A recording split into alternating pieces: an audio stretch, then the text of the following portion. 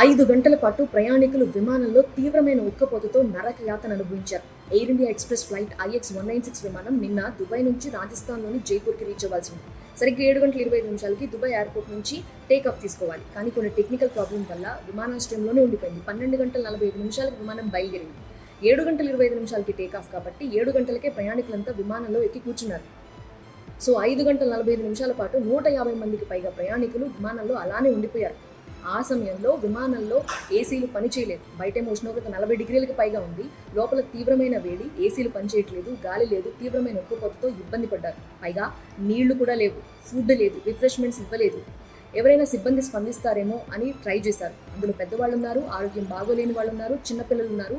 అంత వేడి తట్టుకోలేకపోతున్నారని వాళ్ళని అప్రోచ్ అవుదామని ట్రై చేస్తే వాళ్ళు రిపీటెడ్గా చెప్పిన విషయం ఏంటంటే సీట్లలో నుంచి కదలద్దు, అలానే కూర్చోండి అని చెప్పారని. ప్రయాణికులు తమ journey experience was frightening, terrific అంటూ, హారిఫైయింగ్ అంటూ సోషల్ మీడియాలో వాళ్ళు చెప్తూ ఉన్నారు. ఒకవేళ టెక్నికల్ ప్రాబ్లమ్స్ ఉంటే ముందుగానే చెప్పుంటే ఎయిర్పోర్ట్లోని లాబీ ఏరియాలో ఉండేవాళ్ళం కదా అని వాళ్ళంతా కూడా సోషల్ మీడియాలో ఎక్స్ప్రెస్ చేస్తూ ఉన్నారు. ఇప్పటి వరకు ఎయిర్ ఇండియా ఎక్స్ప్రెస్ నుంచి ఈ ఇన్సిడెంట్కి సంబంధించి ఎలాంటి స్టేట్మెంట్ కూడా రాలేదు.